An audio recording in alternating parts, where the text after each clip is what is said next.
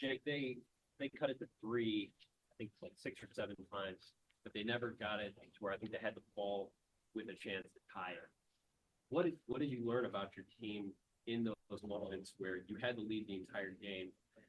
They maybe put together a run here and there, but you guys had an answer. I felt the collective toughness and really, I've been talking a lot about how important chemistry and the growth in between the lines is going to be for us. And I thought you saw that. Like no one tried to do hero ball to, stop a run. We worked together and we stayed true, to our principles on both sides. And I felt like that was a big reason why we were able to maybe hold them off and kind of keep them from breaking through. Did you see anyone spearheading that, or was it a collective thing? I think that's a collective thing, but it certainly starts with our perimeter guys. Absolutely those three guys and Quez's experience. I thought Evan Mahaffey was really really good in his minutes. And we had to shift him around a little bit because of foul trouble. There was some choppiness to our substitutions because our Sean and Aaron both played with foul trouble pretty much the whole night. But I think those guys really kept us steady. You had four guys in double figures, but your bench outscored their reserves 33-10. That had to come into play. Be a big key to tonight as far as balancing things out. We talked about chemistry. Rodney talked about your guys' experience. Can you just talk about your bench play? Yeah, I felt like going into the season, I felt depth was a real strength for us.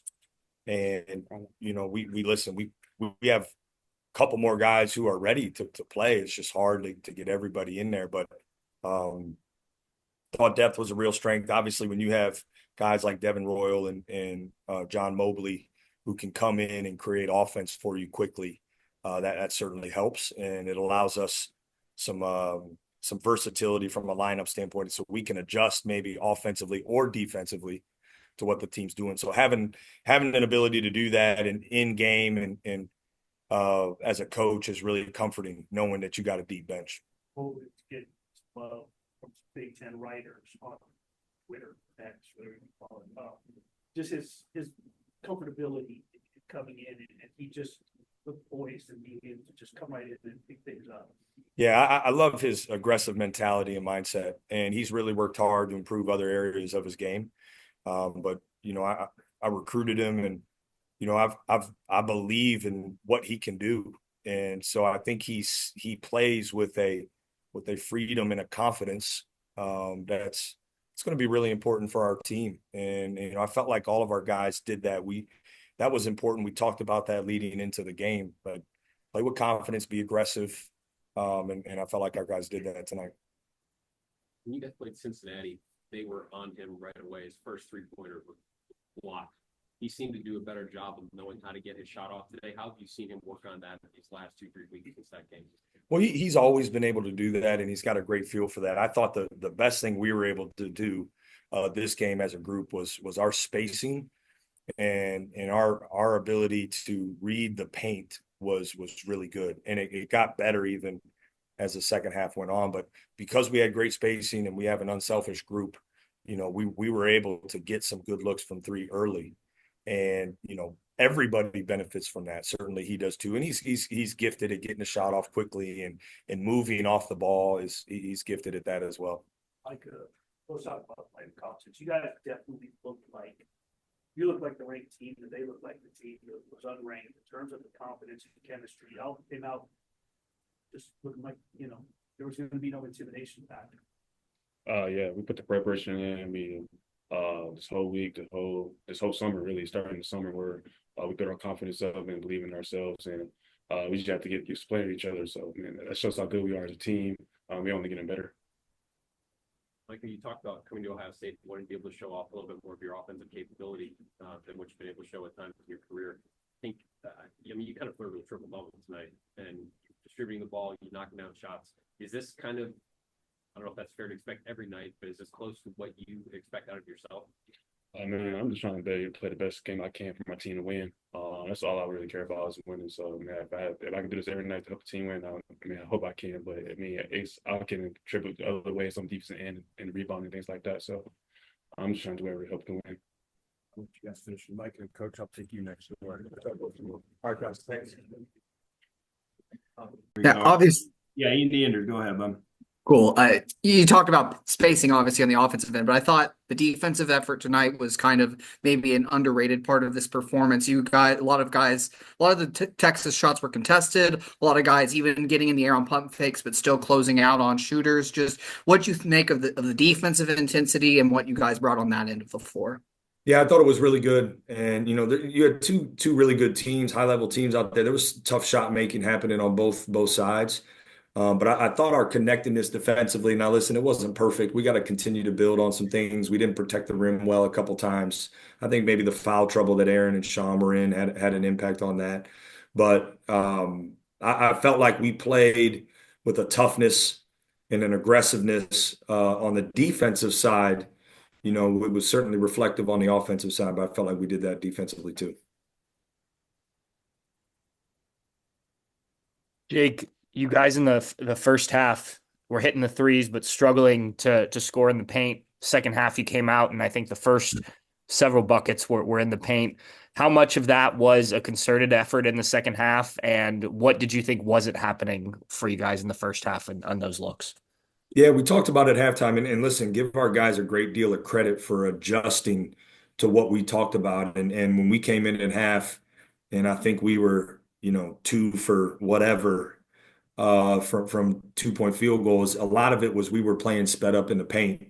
Then you saw in the second half, I think Michi had one, Micah maybe had one. There were a couple dump downs where our guards played with a little more poise, and we got dunks or easy finishes. So we played at a better pace, more controlled, more under control, I guess I would say, in the paint in the second half. And again, give our guys a great deal of credit because they adjusted.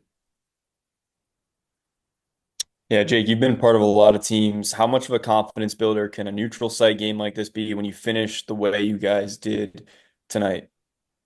I think it validates for our guys. I hope it validates the work that they've put in, and especially the way we've practiced the last couple of weeks. So it's early, right? I was just proud. There aren't very many programs across the country who signed up to play a game like this on day one of college basketball. And I was proud of our guys. They showed up under the bright lights on a huge stage. And this should, again, validate how we've practiced and help us continue to practice well. I mean, I think that's the most important thing is we got to continue to fight and battle and practice. And that's going to help prepare us. We earned the right to play well. And I talked about that all week. We had to earn the right to play well, and we did. Yeah, hey Jake. I think Bruce had the last 9 points of the game, couple free throws and some, I think, a few floaters too. I guess what is it like for you to have maybe like a veteran presence that can close out a game like that towards the end? Yeah, it's great. It's great. I felt like he passed up a couple shots in the paint earlier in the game, and made some really good adjustments. He got downhill a little quicker as the game went on, and that opened up some things for us. But listen, there's no point guard I'd rather have in the country to close out a game than Bruce Thornton. He plays with such poise and toughness and confidence. And I felt that way about our whole perimeter group coming into this game. Just feel really, really confident in them. Hey, Jake. Stewart only had 13 minutes. He was the lowest out of any starter. Was that kind of planned before? Or was that kind of have to do with all the fouls, committed earlier in the game? No, it was more foul trouble and the choppiness to the game. I felt like he and Aaron, deserve a lot of credit because they played through foul trouble. And listen, those two guys are getting an opportunity that they didn't have last year. And so it's gonna take some time for them to grow. And I told Sean after the game, I said, I was proud of how he kept battling, even though he couldn't really get into a rhythm. And I thought that was a real sign of growth for him. But, his rebounding rate, in his minutes is impressive. It's one of the things we love about him. He's going to continue to get more confident and aggressive offensively. I have no doubts about what he can do on offense. So I was really, even though those two might not be, might not love the way the game, shaped out for them individually. I thought both of them stayed engaged and really fought all the way to the end, despite the adversity that they were both, faced with.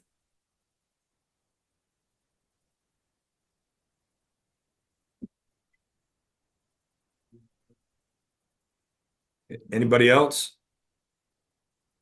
Just one more, Jake. How green is that light for Junie right now? I'll let you ask him next time you see him. All right. But hey, I love the mentality he plays with.